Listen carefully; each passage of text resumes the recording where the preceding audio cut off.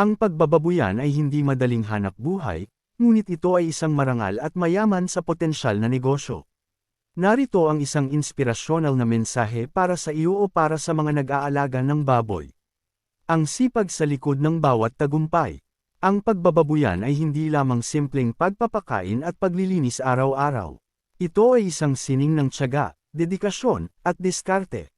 May mga araw na mahirap, pabago-bago ang presyo ng benta at pagkain, at nariyan ang pangamba sa sakit ng mga alaga. Ngunit huwag kalimutan na sa bawat madaling araw na ikaw ay gumigising para mag-asikaso, nagtatanim ka ng binhi para sa masaganang kinabukasan. Ang bawat malusog na bik na iyong napapalaki ay katumbas ng katuparan ng mga pangarap para sa iyong pamilya. Walang negosyong lumalago ng walang pagsubok.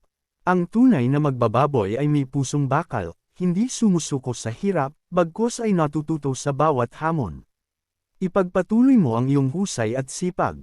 Ang iyong kontribusyon ay hindi lamang para sa iyong sariling bulsa, kundi para sa pagkain ng buong komunidad. Magtiwala sa proseso, manalangin para sa gabay, at darating ang araw na aanihin mo ang rurok ng iyong pinaghirapan. Mabuhay ang mga masisipag na magbababoy. Upang mas matulungan kita, maaari mong sabihin sa akin. Para sa kanino ang mensaheng ito?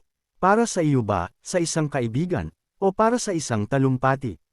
Ano ang pangunahing emosyon na nais mong iparamdam? Masaya, seryoso, o nagbibigay lakas ng loob dahil sa nagdaang krisis? Nais mo ba ng mga praktikal na tips sa pagpapalago ng kita sa pagbababuyan kasabay ng mensaheng ito?